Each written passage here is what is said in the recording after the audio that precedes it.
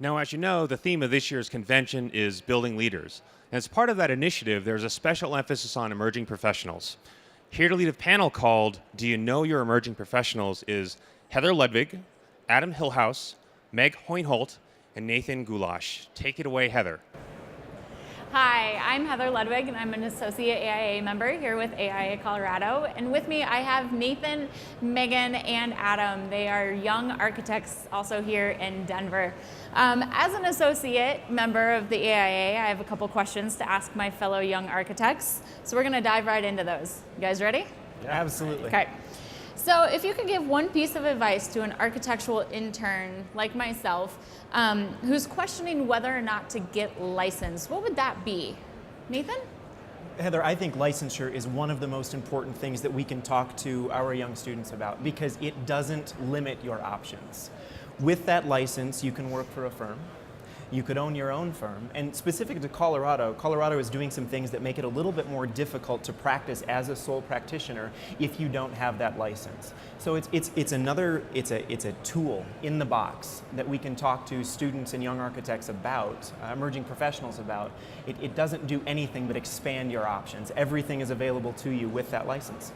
Great. Nick? I think this is a conversation that we need to engage with our students because statistics tell us that today 70% of college graduates coming out of architecture school have absolutely no plans of pursuing licensure. And I think this is really a profound and rewarding career, but as Nathan says, there's so many things that you're going to be limited by not having a license that I think we really need to make that aware for our younger generation. So Heather, I also serve as this AIA Colorado State IDP coordinator. So I actually mentor architectural students and associates like yourself in the licensure process in CARB and actually our divisions of regulatory agencies here in Colorado. And when they come up to me with this question, I'm like, why not? Seriously, you've gone through school for so long, and this process, it only validates all that experience and that education that you've gotten. And if you choose, and by getting licensed, if you choose to take a break for a little while, you can always come back, and you are a licensed architect. You have that validation of your accomplishments. It's totally worth it. Sure.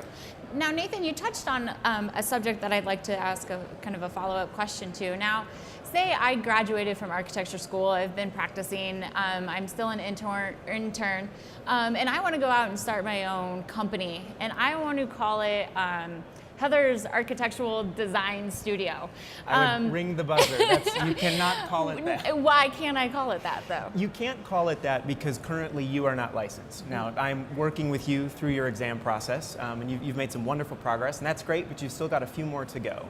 Once that license comes from the state, you're actually a licensed architect in the state of Colorado, then you can call yourself an architect, or any derivative of that word.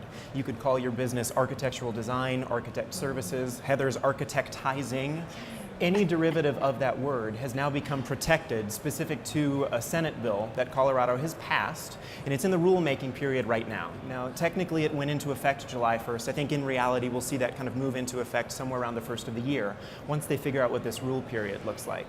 What I do love, though, is that there's one derivative of that word that's been pulled out, and it allows you to call yourself an architectural intern. Not an architectural designer. What about an intern architect? Nope.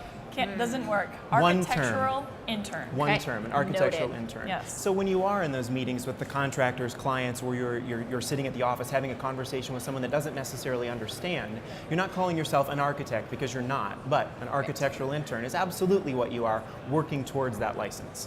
Awesome. Thanks for clearing that up. Absolutely. Now, you guys are relatively young. You have all received your license at a pretty young age. How did you do it? I know one of the big reasons people don't get licensed or take so long to get their license is time. You know, we all are busy, we all have jobs, we all have lives outside of the office. So how did you guys go about getting licensed at such a young age? Well, of the three of us, I was the youngest one to get licensed. I was 27 when I got licensed. And I did that I started my career in Missouri working for HOK Sport, now called Populous. and Missouri had concurrency. Awesome, I can do my IDP hours and go for my licensure test at the same time. So as a proactive person. And Colorado has finally gotten on board with Colorado, that. thank goodness, has finally gotten on board with that. So as a proactive person, I went through that as fast as possible because I didn't want life to get in the way. So much as what I hear from students and interns as an excuse, I want to label that loosely, is that life gets in the way, family commitments or so forth, and it gets harder later on in life. For me personally, it was like Meg alludes to, it was the strength of those people around me. My father's an architect. He always instilled in me how important licensure was, and he was a very strong mentor for me as I moved through the intern development program. And it didn't hurt that he had his own company, so when I needed some, field CA work, he could throw me out in the field, or, that helped a lot. But hand in hand in that was, a supportive wife, and probably the fact that our son wasn't born yet. And that's the thing. So, Meg, you talked about life getting in the way. This is going to sound terrible, but my life moved out of town, which was actually really helpful. When I graduated from the University of Michigan, I had a job out here, but my partner travels 100% of the time. Wow. So it's amazing how much free time you have during the week when you only have yourself to think about. Very true. So it was one of those situations where I was at the right firm with the right project at the right time, and my IDP hours were right in line. Now, Colorado was not yet a concurrent state or a state that supported concurrency, so I achieved my initial license in the state of Texas, having never lived there, never planning to live there, never practiced there. Actually, that's a trick that most students can do, and they don't know that. Exactly. As an architectural intern can get licensed in another state that they're not living in. So regardless of kind of what the profession feels about people that are sitting for their exams while they're working through that experiential period, it was very important to me to get it finished. So it was kind of the as fast as possible, just slash and burn approach. Sure. And ended up with all 7 of those divisions taken care of in close to a record amount of time, I must say. Yes. No, that's wonderful. So, aside from being able to call yourself an architect, what other benefits have you noticed by having that license? Well, for me personally, having again grown up with a father who had his own firm, I was able to step into a leadership position with that firm that I wouldn't have been able to do without that credential. And it just has really opened up not only networking opportunities, project opportunities, but also employment opportunities through partnerships with other firms. Yeah. I'd say, a slight increase in pay. Yeah. That's nice. I'm not gonna lie.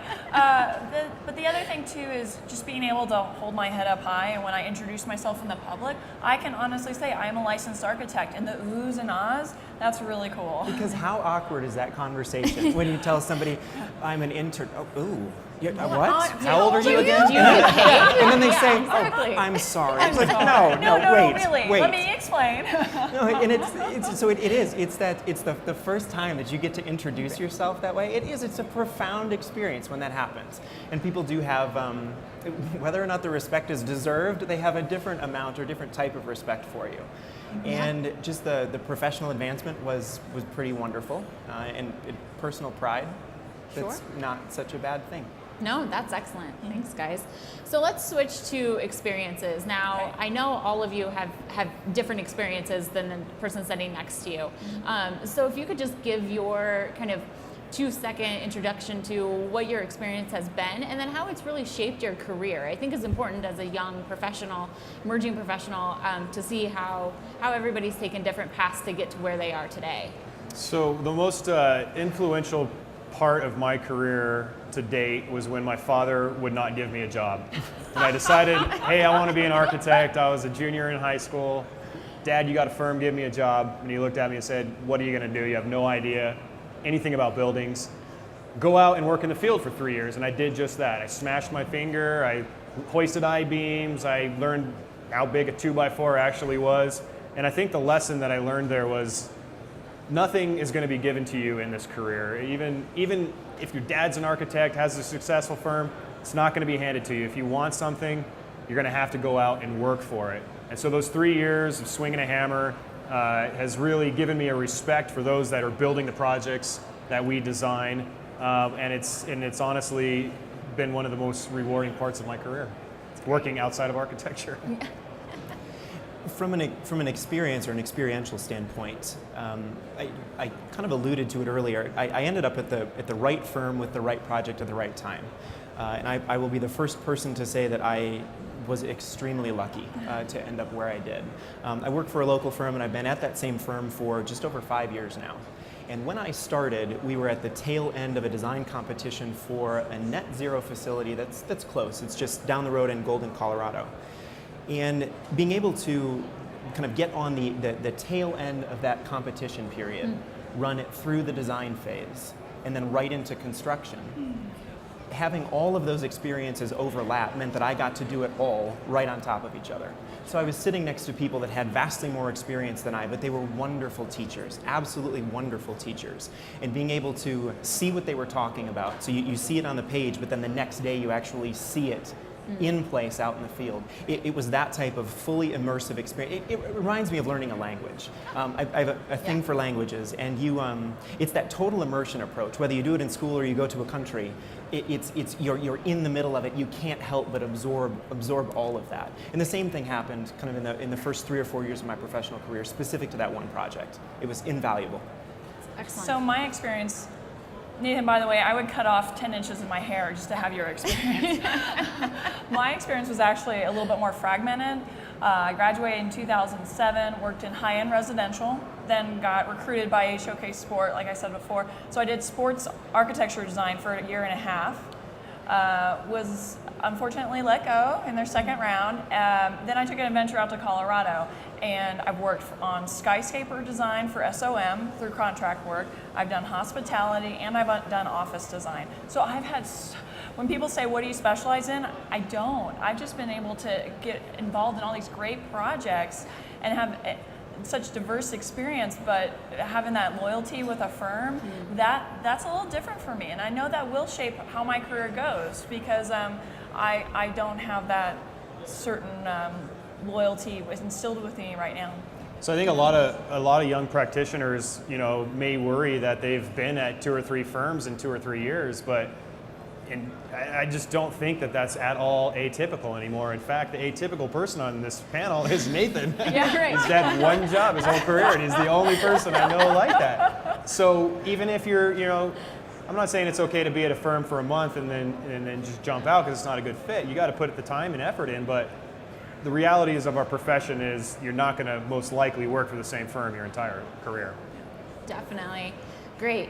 So let's switch over to mentoring just a little bit. Let's touch on it. It seems to be a huge topic that everybody seems to be talking about. And, during our presentation earlier this morning, something came up was that, well, we've all been through it. We've all had, great mentors, no mentor, all of that. And I think our profession still kind of stands firm on the fact that we have a lack of mentoring in our profession today, and it's something that we need to keep talking about and something that we need to fix. So in a couple of seconds, what do you guys think about mentoring and your own experiences, and then what should we do as a profession to really ramp up that mentorship program again? Mentorship is a two-way street.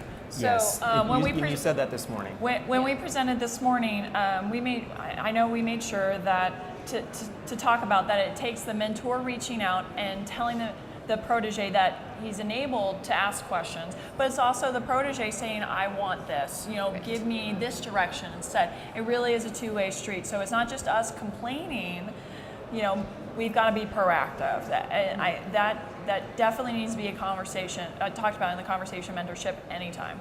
Yeah. What I think is interesting is that we had a lady this morning who said, but I went through this same thing and I'm 62. She might not have been 62, but she's a little bit older than I am. And she says, I went through the same thing at the beginning of my career. And we had people at my office when we kind of did that dry run of the presentation that said exactly the same thing. I'm from a different generation from you, but we've gone through this as well. And I find it interesting that over the course of 35 or 40 years, we have people that are saying we're still not getting it right.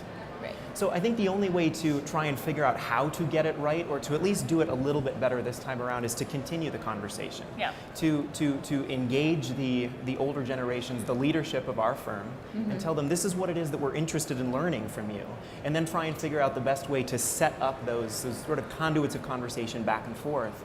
But it's the other way around that's so important as well. Because as we get engaged with the students that are coming out of school, those of us at our age, we are acting as mentors to those people. We understand the current specifics of the education system. We understand the intricacies that come with working through the licensure process, Right. IDP process, all of those things that are so fresh to us because we've either just done it or are still in the middle of it. Yeah. That experience has got to be passed on to the people that are just behind us coming back through. Definitely agree. And I think part of the conversation of mentorship that's important to be cognizant about is the fact that it's not a black or white issue. It's not a black or white conversation. You know, formal mentorship, informal mentorship, what works for one may work for another. You know, AIA Colorado has a wonderful formal mentorship program. I know it's worked great for Meg, you know. She came to Colorado, basically the first contact she made, she's still her mentor. I think that's an amazing relationship. My experience was not like that. Mine either. I've You fired your mentor, unfortunately, I call it breaking up, Oh, okay. but we've moved our separate ways a couple times. But on the flip side of that, I've informally met, you know, architects and also a few engineers that have stepped into that mentor role, you know, whether they're my employer or they're a consultant that I work with. And so I think what's important is it's not a one shoe fits all sizes type of equation. You really have to, you know, like the lady said today, be proactive, seek out that mentorship, and it is a two-way street, and it takes effort, and it's something that's going to grow and evolve, hopefully. And so to stay a little bit loose, a little bit flexible, and most importantly, just have your feelers out there. Have your eyes open, your ears open, and your mind willing to accept those that you may not at first expect to be a great mentor. Well, and Definitely. you just said something that I think is very important. You were talking about allied trades or contractors or Yeah. consultants. Look a little bit broader, right? Right. I mean, not necessarily what's right in front of you at the office or perhaps our professional organization, but you can learn an awful lot from a contractor. You can right. learn an awful Oh, lot yeah. from somebody who's framing out in the field for Yeah. you. Those people have an awful lot of value, and we need to tap into that value. That's right. Well, I'll also say as well, as a woman, I got paired with Mary Morissette, who was AIA Colorado president at the time. Love her. But after a year or so, I was like, you know, I'm kind of missing that other perspective. And so Michael Hicks actually became my mentor as well. Because as a woman in a male-dominated field, I need that. You know, how do the boys play? Okay, and this is what I got to think Not about very as well. It's very important. That's excellent. I think the whole topic of mentoring just needs to continue after this weekend and as we go back into our firms. So a couple last minutes. I'm going to put you all on the spot. Switch away from our profession a little bit and talk about our great city of Denver. We're all from Denver, or live here. We're not from here, but you know, our convention goers, they have one more keynote session, and then hopefully they'll have a little bit of time this afternoon to get out and explore our great city before they have to go to DIA and hop on a plane home. So if you could give them one place or a restaurant or where to go get a drink, a building to see, what would that be? What's your advice? Go. Well, mine is actually really close to convention. I love the 16th Street Mall. It is fantastic people watching. Yes. That What you is need true. to do is you go down to That's true. 16th Street Mall or go to Marlowe's. Marlowe's has got amazing sangria pitchers, and I think they're like $12 or something like that during happy hour. Go onto the patio. And that's take on, a friend, and because take a friend. if you go through that picture by yourself, you're not getting on the They've got airplane. really good sweet potato fries too. So get a pitcher of sangria, sweet potato fries, and just sit on that patio and watch the people go by. It is fantastic. Mine's also easy. We have a real architectural gym here in Denver, and that's the Clifford Still Museum Yep. by Allied Works Architecture. If you haven't had a chance to get over there, I highly suggest it. It is by far a masterwork, in my opinion. But before you do, make sure you look up my little write-up on our Emerging Professionals blog, all about it, just to just to plug our little Oh, work you there. gotta plug the blog. Shameless plug. Yes, Shameless plug. I'll let Nathan answer and then I'll plug the blog. I think, like the rest of us on this panel, I very much believe in the work-life balance. You might be just completely architectured out at this point. So what I would suggest is that you find a bicycle and you head west. I am an avid biker. I have an epic trip planned for next summer that's going to take me from the northern tip of Alaska to the southern tip of Chile over the course of 4 months. It's about 12,000 miles. But this is by far some of the best biking that I've had in the 25 years that I've been on a bicycle. So I would encourage you to take a ride, take a run, go swim, do something active before you get on the airplane, and just see what you can see from two wheels. It's a completely different experience. But head west, not east. Yes, head west. West. I love Kansas, Those are the but mountains. no. That's excellent. Meg, do you want to talk about our blog real quick, since you are the founder of the AI Colorado Emerging Professionals blog? Thank you. So in 2010, when I came here with 2 bags in the back of my car, and that's it. I knew no one. And through the AIA and through my mentorship with Mary Morissette, she encouraged me to start the AIA Colorado Emerging Professionals blog. And so in October of 2010, started it up, just had myself writing little blogs, 50 words or less. And through that, I was able to bring on Adam, and then Nathan and Heather, you joined, and we publish posts twice a week.